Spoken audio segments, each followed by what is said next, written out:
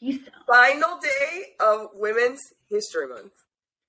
I can't believe that March is already, how are we here? Yes. It was March 1st, 2 seconds ago. Yes.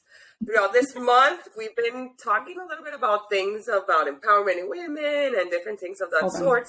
But I think that this time around, we're going to go in deep and we're going to go in very personal with a dash of business. Yes. All of the above. All of the above. Lo primero. The reason that this podcast is called Freedom is because we have a collection coming out tomorrow as well with the same name. It's in honor of freedom, however you look at it as a woman. Yeah, what it means to you personally. Yes. So the backstory of where we came about for this collection was mainly because last year on March 31st, I filed for divorce. Unbeknownst to me, I did it on Women's History Month, which it's, ¿cómo que se dice? Como que las coincidencias de la vida que son cataclísmicas. I don't know how to say that in English. Yeah, it was a cosmic coincidence. Yes, because I filed for divorce because my marriage had a lot of coercive control. It was not a marriage that aligned with the values that I have for my kids, especially for Olivia. And a year in, looking back, Sarah and I have never really talked about this because I was waiting for my divorce to end for us to be able to talk about it. But unfortunately, throughout the divorce process and through litigation, that same coercive control that we had during our marriage has translated into our divorce. And it's painful to know that we are a year in and we haven't moved forward an inch. So for me, freedom is being able to say, no, this is not for me. And that applies to both personally, right now, and with my decision to file for divorce, knowing fully well that he was the person who, he basically maintained our home. I was a stay-at-home mom. I had been with this person for 12 years, but at that moment in time, my freedom was saying no. It wasn't aligned with the values I wanted to share with my kids. And we've recently made a decision together as business partners to say no to something else also. Yes. And I think, just before we get into that, I think that the power behind the word no, I feel like there's a certain power behind it that unless you start using it and you use it appropriately, and by that I mean not like, no, you can't eat that piece of candy, or no, you can't eat the ice cream. That's not what I'm talking about. Because, to that point, there's a level of control that is also unhealthy. But I think that learning the power of no and learning to say it when something isn't working for you, there's immense power behind that. And something that I think that Lena had to learn. And there's such freedom when it comes to saying no. Like, I'm very good at saying no. I was going to let you finish and say, I've learned from you how to say no. If I don't want to do it, it's not happening. It's just not happening. Mind you, there are some times when I say no that I should say yes. And I've had to learn that too. I mean, I've had to learn the opposite. But I think a year ago, I had started to see a pattern with Lena. And I think that, I don't want to say I pushed her because I didn't. She came on a decision all on her own. But as a friend, little by little, I started saying, you know, like, no, that's not okay.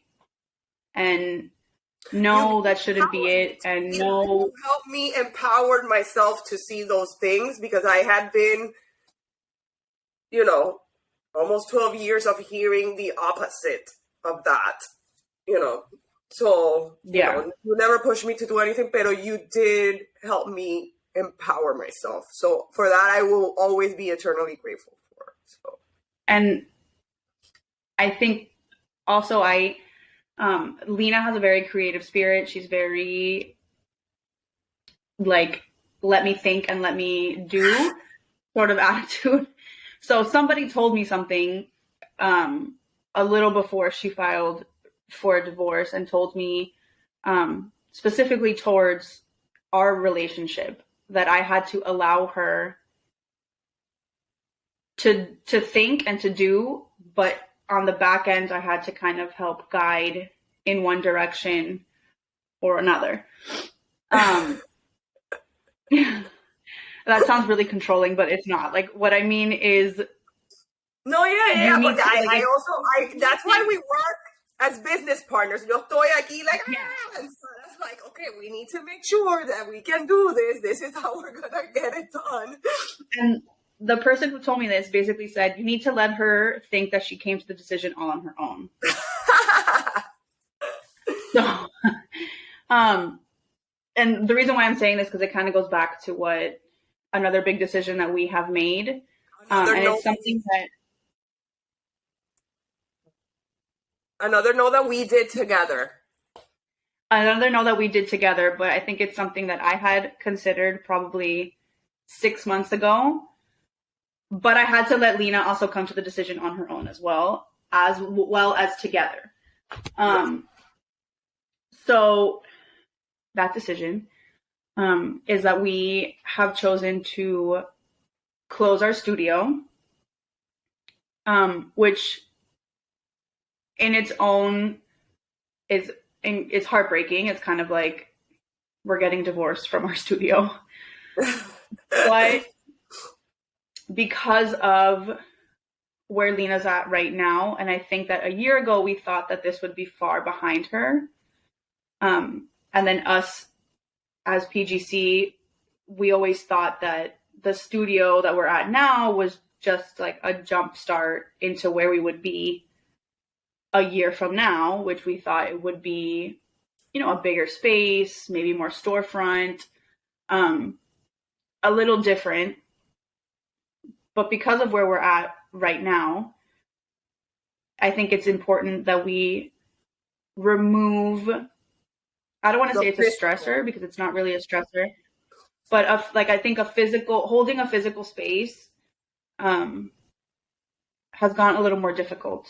So I think because of that, we have chosen to say no. Yes. Together. Yes. On physical space. Yes. So our space is still ours until the end of June. So, you know, there'll be little things coming up here and there that will keep everybody. I also feel that our end result was never going to be to have a store. I don't think that you and I wanted to do a retail store. So when coming up with this decision, I think that also weighed on ourselves. Like, what is the next step for PGC? If it's not a store first, that's not what we want, where we have like a bunch of people working for us and having to be there over the weekends because we have little kids and things like that. I think that really made it very real, in that by saying no to this right now in the physical space will open up doors for other things that are more aligned with what we really want. And I think that our situation has changed a little bit. I mean, now that you are going through the divorce, you know, you have your kids every other weekend. So where before it was easy for us to say yes to just about any pop-up or bazaar or this or that, we have to plan more and we have to calculate a little more and make sure that it's on a weekend where Lena doesn't have her kids so that it's a seamless process like it used to be. So I think because of that, we don't have the availability to really be available every weekend like we were before. And that's And totally even okay. I if think.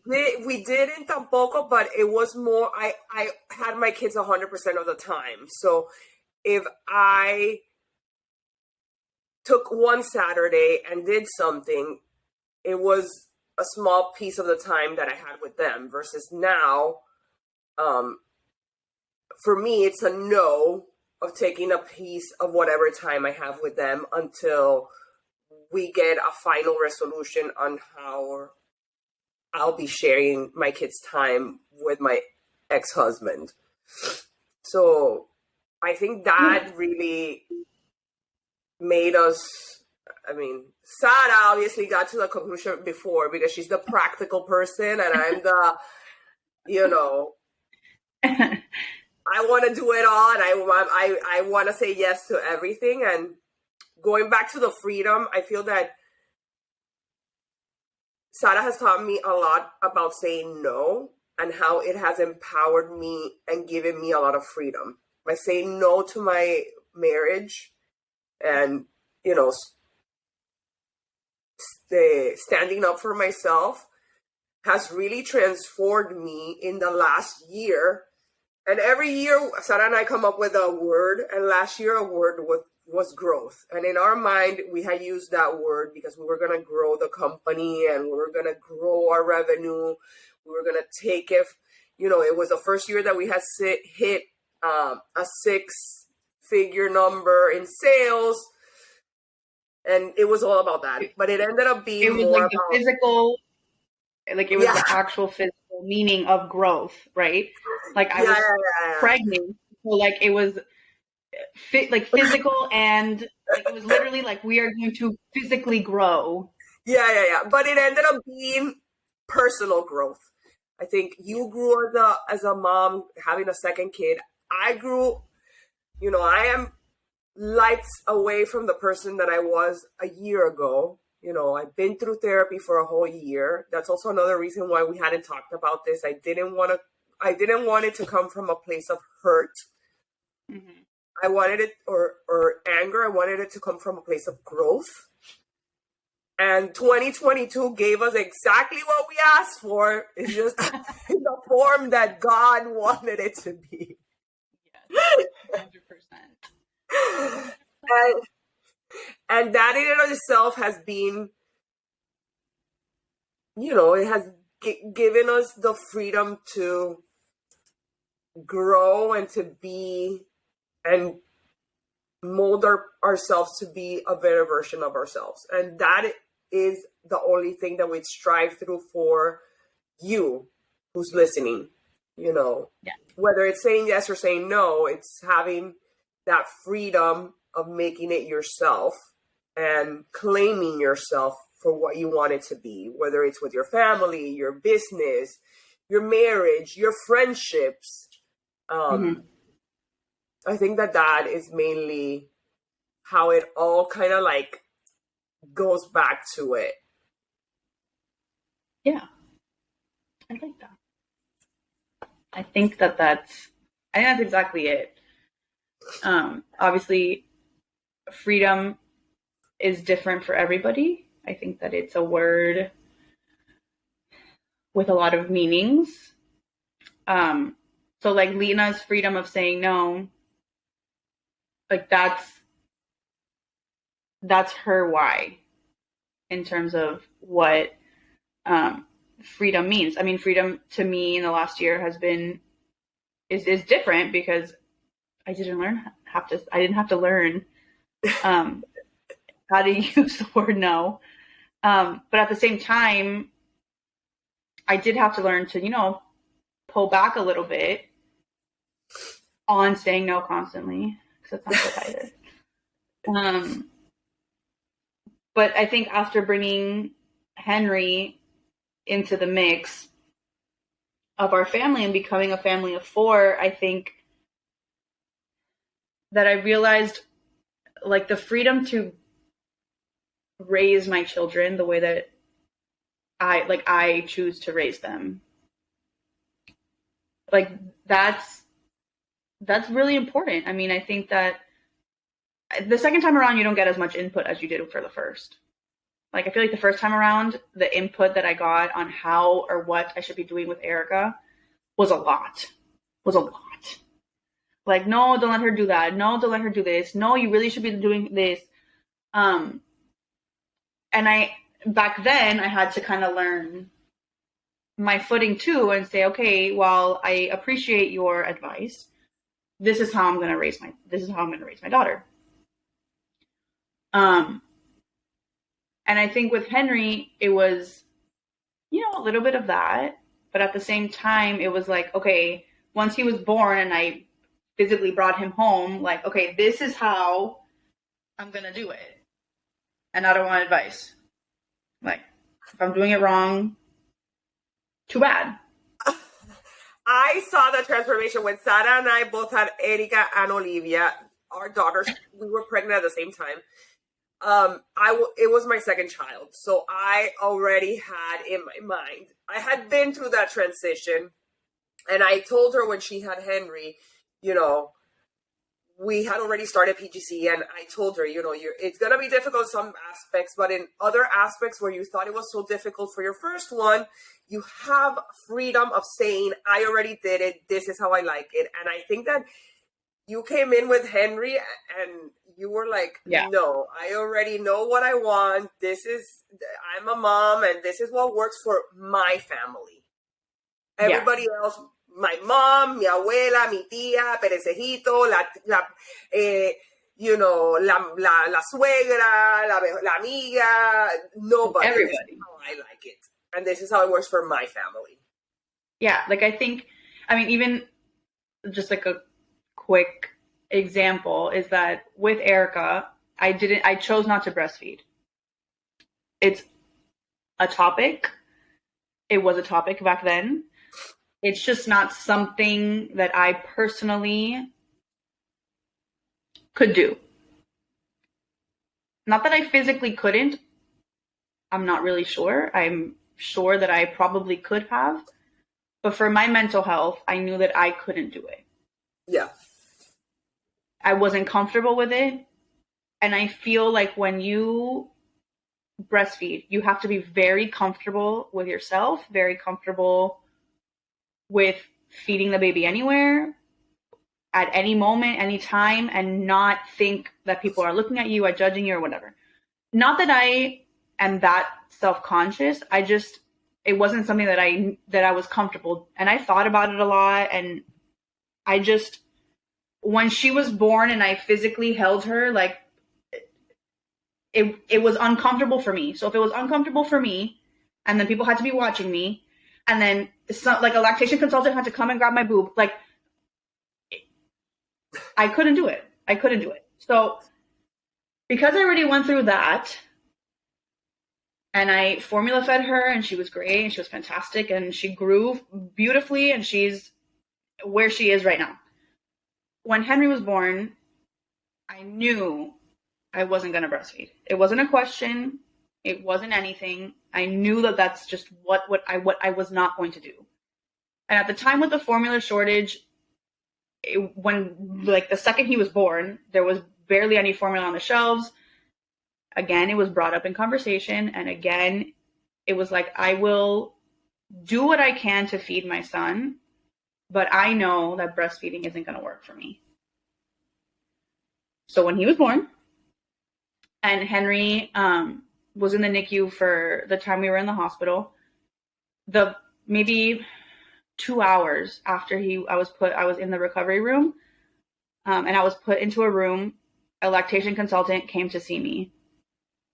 And I very calmly explained to her that, for my mental health, it just wasn't something that I could do. And she pulled out the pump. She pulled out the pump and she said, "You have to do this for your son who's in the NICU." And she was a little pushy, and I very calmly explained to her again why I wasn't going to do it, and I really wasn't my thing. My mom was in the room, and so was my best friend from college. And they're both looking at me as I'm calmly trying to explain to her that this is just not going to happen. It's not what I want to do. And the lady kept pushing me. And at the third time that she tried to literally physically attach the pump to me, I snapped. I lost it. I was like, I've told you countless times that the answer is no. The answer is no, and the answer is no. Long story short, she ended up calling a social worker because apparently she thought I was crazy. And I explained to the social worker my story, my point of view. I said, this is what I know, and this is what I'm doing to safeguard my mental health. I'll never forget what the social worker told me. She said, the power and the control that you have on your mental health is like nothing I've ever seen before. You are firm in your decision, you are clear in your decision, and you have a solid reason for your decision. And even the way that she, like thinking about this topic that we were talking about, freedom, she used the word freedom. She said, you have the freedom to do what you choose. As a mom, yeah, that's what works for your family. As a mom. Yeah, and I think, like thinking back to it now, I'm like, wow, that lactation consultant really, like, she rubbed me the wrong way. She called a social worker on me. Like, I'm not crazy. I just knew what I wanted, but that's okay. Erica, you probably would have been like, had it been with Erica, I probably would have been like, well, she's right. Yeah. Like, I probably would have attached the pump, and I probably would have been sitting there miserable. So yeah, I don't know really where I was going with that whole story, but well, no, that we started talking about that's your version of freedom, of knowing as a mom what to choose for your family. You welcome your second kid, and adding a second kid to the mix it's a lot. It's overwhelming. It's a lot. It's very overwhelming. Adjusting to having two was a little bit of a struggle in the beginning. Huh? Having two humans depend on you. Yeah. And, Henry, I love him, but he's very peculiar on, like, who feeds him, who gives him milk. Like, nobody but me can feed him. So not even with Erica, I at least had, my husband helped a lot. My mom helped a lot. And in the beginning with Henry, my mom helped a lot in feeding him. But once he became old enough, probably like 6 months, where he was really knew who was feeding him, it was like, no, I don't like any of you. Like, I only want my mom. So even that transition of like being his sole purpose, like his sole thing to feed him every time, 4 times a day, and then have Erica. And then, it's a lot. Yeah. It's a lot. It is. And I think that, part of all of that, when you bring that second kid home, that second kid is loco. Like, I feel que I'm a second kid, so yo no debería hablar mucho. Yeah. The second kid comes like a wrecking ball. I'm here. Yeah. And I'm here, and don't forget it. Yeah. But in both of our scenarios in the last year, I feel that the presence of freedom in our versions of it, me in my divorce, you empowering yourself as a mom, I think it just goes to show that, as a woman, claiming that for yourself is very important. And that's something that we have to teach our daughters a lot, where freedom is not just saying yes to everything. It's also sometimes saying no. It's also having the certainty of what works for you and your mental health, so that you can be empowered and have the freedom to make the decisions that are going to serve you best, and that where you're going to be able to serve your family, your business, your community the best that you can. Because at the end of the best day, version of Yeah, And be the best version of yourself. exactly. Because at the end of the day, that's all that really matters. And with that that's what we want to. That's always been something that we like to bring into our brand, Pretty Girl Charm, and every collection has a meaning. And for this one, since it's a big one, it's a big celebration of freedom for the last day of Women's History Month. For today, freedom for us is saying no to a physical space that we thought was going to be like the end all be all because we love it so much. And it's like a benchmark of our growth. And I know in my heart, I prayed since we made the decision. And I know that by closing our space, new things are going to open that are more aligned with what we value. Right. My divorce, which will bring me, I know, a person that will love and value me truly. And tú, as a mom, you know, the freedom. Yeah, and thriving the way that I want to, and that I feel is what works for me and my family. And together we can be amazing. Because you're stuck with me forever. You don't get to divorce me. Too much.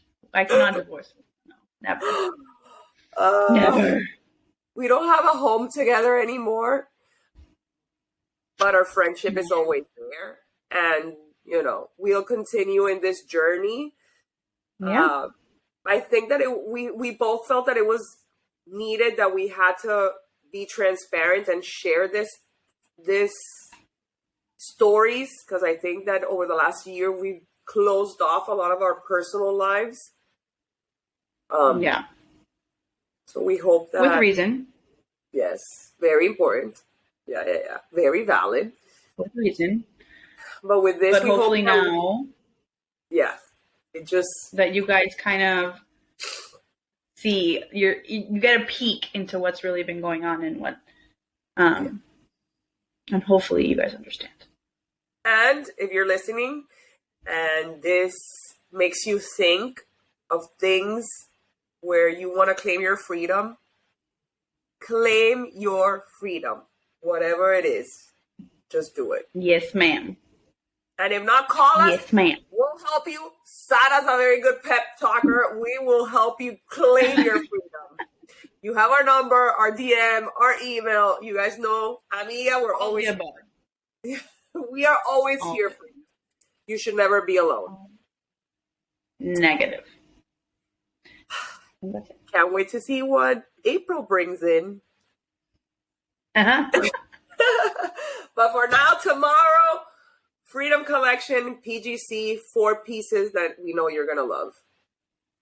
Yeah, they are true to us, true to our core, and hopefully you guys love them because we love them. And thank you for always supporting us and sending us all the love and good vibes.